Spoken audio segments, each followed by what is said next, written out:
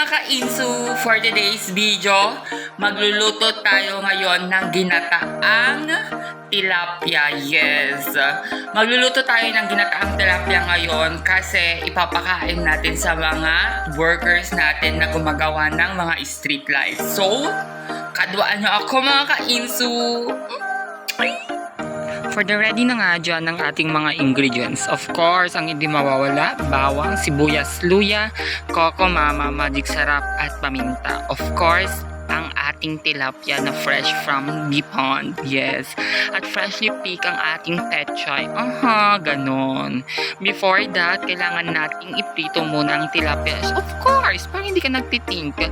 Hindi yan maluluto kapag hindi mo iprito, te. Ganon. Kailangan nating maging golden brown. Wow! Golden brown! Wow!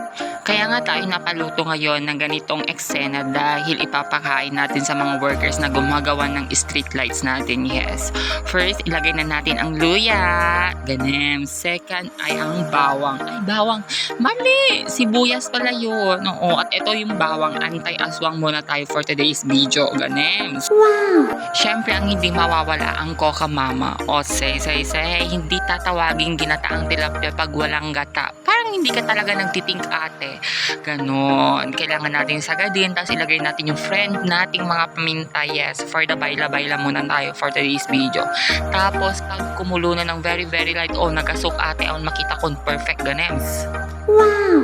For the tikto nga tayo dyan. At pag kumulo na ganems ang eksena natin, ilalagay na natin yung main dish or main ingredients natin. Ang tilapia ni MC. Yes!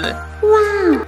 Kailangan nga nating ilagay ang ating mga tilapia dens para masagap-sup niya yung gata. Ganun. Para pag kinagat mo ay nagnanam. After nga ng how many hours? Wow, how many hours? Kailangan lang nating i-absorb yung gata sa tilapia. Tapos ilagay na natin ang magic sarap.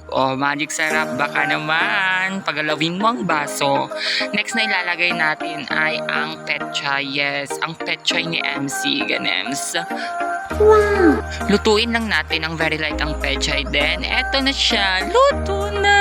Wow! Presenting ginataang tilapia ni MC. Say mga ka-inso. Thank you for watching. Mwah!